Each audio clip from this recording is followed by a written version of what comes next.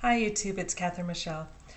We're going to go ahead and do part 2 to the inconsistencies. I'm still only at 34. I think I've only added one since the last one because I just haven't had time to work on this.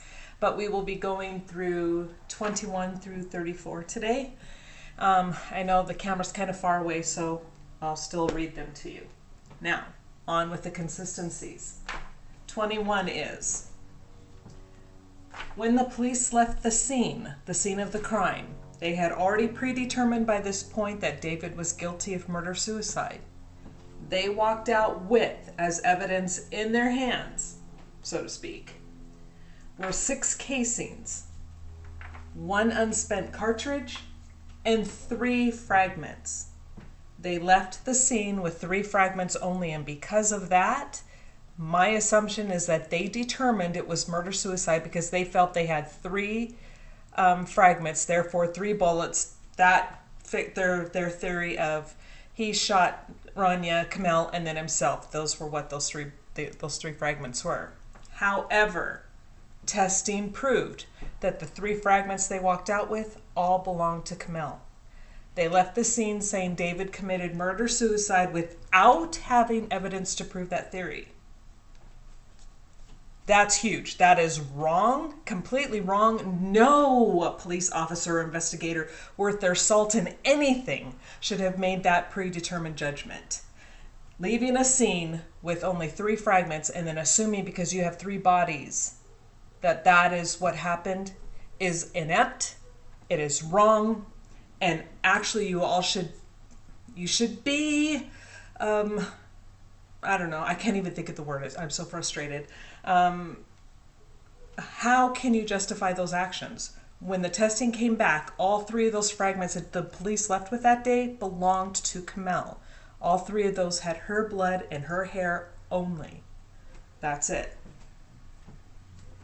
I could go on forever on that topic. Okay, now, number 20, another 22. They did not test for blood on David's foot.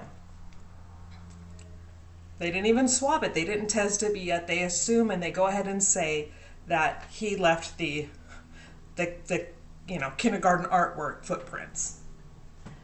Number 23. Chris Klein was the one who found that bullet in the attic.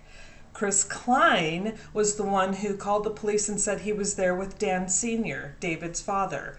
Dan Sr. has denied it, said he was not there. So what was Chris Klein doing in this house? It wasn't his house. He had no business being there, but yet he goes in and he finds the magic bullet in an attic all by himself. And again, to go back and reiterate, this is the same bullet, the same hole that the police, the investigators, the crime scene techs, family and friends all missed. Multiple times that they were in, and the cleaning crews, the crew. Everybody missed. And the people whose job is to check from top to bottom, everybody missed this hole except for Chris Klein. And then all of a sudden, the police go back and go, oh yeah, we have a photo with a bullet hole. And yet they don't show this photo. No, you don't. I'm not going to believe you do until you actually show us the photo, because right now, I think you're covering your ass. End of story. 24. Item 57, the bullet from the attic, was not or could not be tied to David's gun. Now, I've just had this discussion with someone else. And they're like saying the BCA reports, but they didn't read the report. The BCA report states that they put in the first part that the gun fired all of these items. And then when you go through the actual ballistics report where they did the test on these fragments and on this gun, not one place in there does it state that the test fired bullet that they did from the gun matches any of the fragments. When they actually start doing the matching, it says item 57 is compared to item 31, therefore, and they show consistency, so item 31 was fired by 1 or something like that. And it's like, what? You read these reports and it's ridiculous. So there were no conclusive reports that state these fragments or these bullets were fired from David's gun. And, oh, that's what it says. Okay, let me go back. I just remember what it said. It doesn't say that they were And they base this on the fact that these fragments are consistent with a box of ammunition found in David's house. That's how they tie it to the gun, because it matches the same type of bullets that are found in the residence. Nope. It's like, really? So anybody who has, so if I walk into my friend's house or a neighbor's house or even an enemy's house, and I have ill intention toward those people, and I know what kind of bullets they have, all I have to do is go buy the same kind, and I could then kill everybody, and you're going to blame it on them because of the same type of bullet that they have in their house? That's not investigation. That's someone playing cops and robbers, and trust me, that's a bad job of even that game. 25. Item 57 was found a month later. Wasn't that found in January? Again, I don't know how many times we have to reiterate this. This is all for the people who constantly send me emails and stuff back and forth going, but. Listen carefully to you who are not hearing. This was found 1 month later, after everybody else had seen and been in this house. No one noticed it, and after the scene was cleared and released. And it was found by somebody who wasn't even supposed to be in the residence. That is not evidence. The house was released, and then this was found. You cannot, in any stretch of the imagination, then go and take that and then say that it was part of the crime scene when anybody, and I'm not saying it was even Chris Klein, I'm saying it could have been anybody, could have come in and shot a bullet through the ceiling. So again, not for a month later. They had already determined that David did this without the bullet that killed him. They still don't have it, but even at this point, they determined he killed him. He determined that he killed himself. All without the bullet fragment that supposedly went through his head. And then they find this one a month later. Someone else finds this a month later. 26. I know we've covered this before. The blanket. It is over David and tucked under, but it is over David and under Komel. That is a feat of magic in and of itself. I'm going to commit suicide after I kill my family. Let's run through the scenario they have us believing. He killed his wife and daughter. He placed them in this position. Komel like this. Raniya, we don't know her position. Her body does look to have been moved. My opinion only. Don't know. However, so he's done that. He's done that horrible thing. Now he's getting ready to shoot himself in the head, and he's going to tuck himself in all nice and neat. None of this makes sense. No, nobody's going to go through that kind of trouble. They never have. Why would this all of a sudden be the one and only time someone's going to tuck themselves in a blue blanket and cover themselves up? Would they care? No, they'd be dead. Wow. And we've talked about this before too. 27. The knife blade is in the locked and open position. So here we have a knife that they've never even looked into. And the position of that knife, which is number 28. The knife blade itself is pointing up toward David.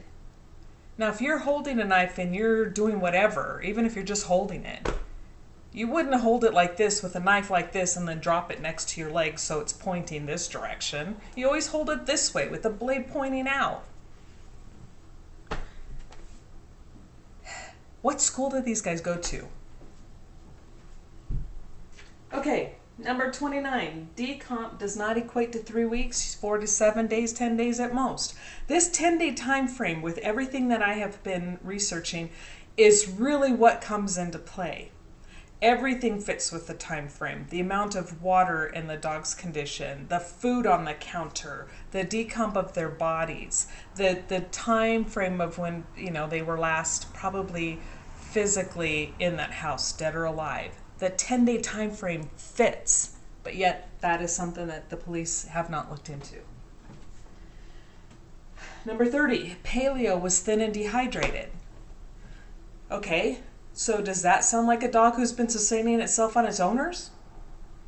when every dog expert I have talked to has stated that a dog can get its liquid and its water, whatever, from the flesh of, from consuming the flesh of their owners.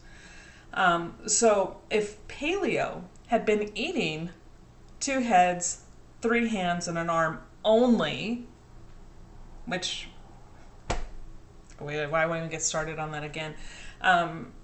They still said it would have been enough to sustain that dog and it would not have been dehydrated. However, Paleo was dehydrated and thin. So that tells me the dog had not been sustaining himself on his owners. That tells me that the dog's access to water was very limited.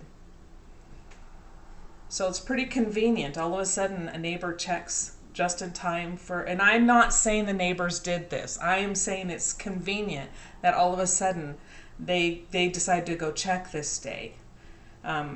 Why that day? There, but by the grace of God, that dog was saved.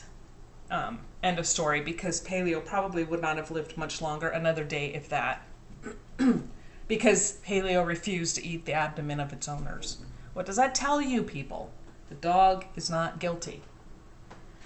Oh, number 31.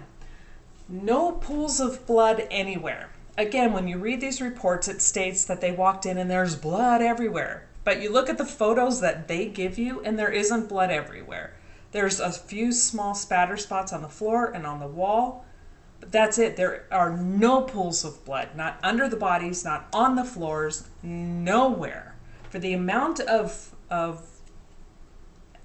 injury that occurred, 4 gunshots total to 3 people, it is a surprisingly, it's surprising how much there's a lack of blood. So where did this blood come from to write on the wall? The Allahu Akbar. How did they get that much blood? Where did it come from? Police didn't answer that question either. Okay, item 32 is, well, number 32, sorry. Item 57, the added bullet, the one the police say killed David, does not have any blood, tissue, or hair of David on it. It only has what they call nuclear DNA. And people keep trying to say there's a difference between touch DNA, nuclear DNA. I'm sorry, it's the same thing. You get that. It may be a difference on how something is handled. How did the DNA get transferred to that object? But it is still DNA that comes from the nucleus of a cell. Whether it is touched, rubbed, take a piece of tape and put it on there, who knows, who cares? But it's still coming from that nucleus. And that is all that is on that bullet. So something of David's, his hand if he loaded the magazine, or somebody transferred then his DNA onto that bullet, is all that is on there. If, again, I've said that, I don't know how many times I've said this, if a bullet is going to go through and through the blood-brain barrier, through the meninges, through the brain, through the head, the skull, the tissue, completely vascular. There's so much blood in the head, it's not funny. And then his hair, he had a full head of hair. It would have picked something up. And it's clean. And no, if it had gone through the ceiling, which it doesn't, because these bullets are a heavier weight, they travel slower. So everything I have found out, that once that bullet hits something and it mushrooms, the speed and the velocity in which it travels is a whole lot slower.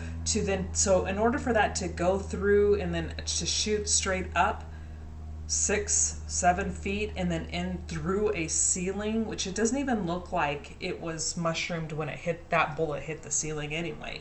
But think about that. It is already going to be containing. It's going to hit hard skull. It's going to mushroom. It will damage inside the brain as it comes out. It's going to slow it down even more. And so the speed at which it's traveling, it's very highly unlikely it's going to shoot straight up into a ceiling after it went through somebody's head. But regardless, it would have mushroomed, taken in that, and no matter what else it went through, it's already inside that. They would have found blood, and they found none. Okay, number 33. Dan Jr. said he dropped off the packages on December 28th. Yet when you read through the police reports and the people, the neighbors who were talking about this, no one noticed those packages until January 10th. So for almost 2 weeks, they were supposedly sitting on a porch and not one neighbor saw it. They all said they recalled seeing them January 10th and forward through to the 17th when they finally found the bodies. But no recollection of seeing them prior to. So Dan Jr., the neighbors are saying they disagree with your story. Number 34. Now, this is something I have to take other people's words for because I don't smoke pot, and I'm not judging anybody who does. This is not what it's about. I don't smoke pot. I don't have a clue about this stuff. So I went and I asked a lot of people that I know who smoke pot and have done so for the vast majority part of their lives. And here is what they told me. Because I'm looking at this, and I'm looking at the photo of the pot sitting on the dresser, and I didn't even know what it was called. It was sitting, I just thought it was sitting in a container. And someone else pointed out to me, and they said, no, that's called a grinder. And here's what these people, now this is people, and not just one. There are multiple people that I spoke with, and they all said the same thing. So I am taking their word over it, again, over the Keystone cops. And yeah, at this point today I'm kind of in a really ticky mood. So today, to me, you're a Keystone. This is what they said. And since they use it, taking their word for it, they said it looks staged. It should not be in the grinder. And they said also they noticed there are no papers and no lighter where that pot is. And that the bong should not be in the bathroom. They actually laughed and they said there's no way you can clean a bong in a bathroom, and anybody who smokes pot using a bong knows better. So what's it doing in a bathroom by itself? They said, no. And they said that the tweezers are wrong. I don't know what that means. Again, this is what people who do this and smoke pot have said. They said the tweezers are wrong. That's not what they use. So we have pot in a grinder, and they said there was a lot of pot in that grinder. They said that made no sense to them whatsoever. And why is it even in a grinder? They said they put it in there, they grind it up, and then they take it and then put it in the papers right away. They said they have never seen it like that. They have never seen anybody who just leaves it stuck on their dresser like that, and the baggie up against the mirror, the pot in the grinder with the lid off to the side with the wrong tweezers. Again, I don't know. This is just what they're saying. And then a bong in a bathroom and a lighter in the kitchen and no papers at all. They said, and these are people who have children, and some of them I know, I've questioned their smoking their pot around their kids the whole time, but even them, when I go back and think about it, when they had younger children, they would smoke their pot in front of their kids, but they would always keep the pot put away. It was never left out in the open, and that was the first thing they said. They look at the picture and they all said, well, they obviously don't have children. And I'm like, well, yes, there was a 5-year-old in the house. And then they said, no, then this is not what they would have done. That would have been put away in either a dresser drawer or another cabinet, but there's no way that typical pot users just leave their stuff out on a dresser. And they said there wasn't enough dust, and I could be using the wrong words. Again, I don't know anything about marijuana, but they said that there should be some kind of more powder or dust or ashes from smoking it, something somewhere in the house, which is what they were looking for. And they asked me, they're like, well, did you see any ashes anywhere? And I'm like, no, I didn't see it in any photos. And they just said, in their opinion, and this is from 5 different people I spoke with, one of which who was in their 60s, who's been smoking pot since they were like 12. So they have a long history. One who's in their 30s who've been smoking pot since they were probably 15, and then the other 3 I don't know. They were referred to me, so I went and I asked them, so I don't know how long their history was. So anyway, there was a wide variety of people, and they all said the same thing. It's too clean, it's too staged, the bong would not be in the bathroom. In fact, every last one of them laughed when they saw that. They're like, no way. There's no way we would do that. So again, we have another part of the crime scene that was staged. And that really, caused me to stop and think. So here we have, real quickly again, David's foot was not tested for blood. The police left the scene with only 3 fragments, all of which only contained Komel's blood. They did not know that, yet they still determined David was the murderer. Chris Klein, who should not have been in that house, lied about him being there with David's father, and he was the one who found the magic bullet. Item 57, the bullet was not and has not been tied to David's gun. Number 25, item 57 was found after the scene was released. Number 26, the blanket was under David over David under Komel. I'm sorry, it was over David's legs under Komel. Number 27, the knife blade is in a locked and open position. Number 28, that open blade is pointing up toward David's head. Well, the upper part of his body. Number 29, decomp is released around 10 days. Number 30, Paleo was thin and dehydrated, which goes to show he was not sustaining himself on his humans. Number 31, no pools of blood anywhere in the house. None. Especially that would leave enough blood for anyone to write that on a wall. Number 32, item 57 does not have any blood or hair of David on it. Number 33, Dan Jr. said he dropped off the packages on December 28th. Nobody noticed them until January 10th. Number 34, the pot on the dresser looks staged. There we go. And again, there's more. I have not been able to write it all down. So far we have 34 inconsistencies that the police didn't even pay attention to, which all point to David's innocence.